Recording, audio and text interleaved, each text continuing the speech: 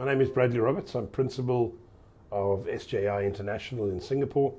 We are we're slightly different from the other schools in Singapore in that we are one of only 3 international schools in Singapore that are allowed to admit both local students, Singaporean students, and foreign students. And so our students come up, about 50% of our kids come up from our primary school, and they are all probably 95% international kids. And then in grade 7 in the high school, the other 50% join us from Singapore government schools, and our MidYIS becomes a very important part of how we assess our students.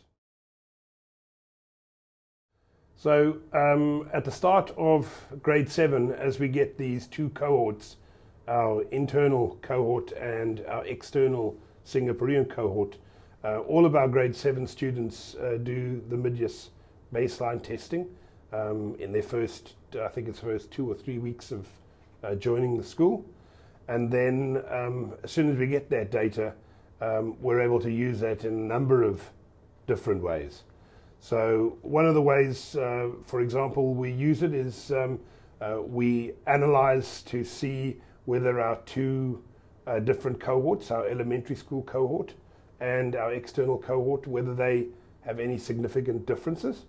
And that allows us to identify ways of supporting. It also has also allowed us in the past to address internal misconceptions. For example, there is a feeling that because we're in Singapore, and for example in Singapore the levels of mathematics are exceptionally high, there was a misconception that our elementary school kids came into the high school with lower levels of mathematics. And so through the chem testing we were able to show that although our elementary school kids do score slightly lower, there's no real statistical difference between the 2 groups.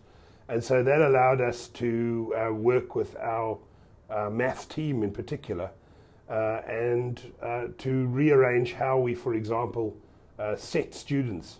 And so we've moved away from a situation where we set kids on starting in grade 7, and so we now start the first sort of 3 or 4 months where we have kids in their normal tutor groups without any sort of setting, and then in about April, sorry, I forgot to mention we are a southern hemisphere academic year, and so our kids start school in January, and in about April we then look at our assessment that our students have done.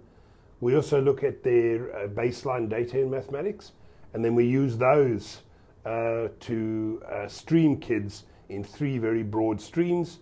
And then later, when we go into grade 8, we will set students across the school. And what the chem data has allowed us to do is actually to change misconceptions both within our own community that our elementary school wasn't preparing kids adequately, but also to show our own math teachers that the kids that were coming up from the elementary school had very similar abilities in mathematics.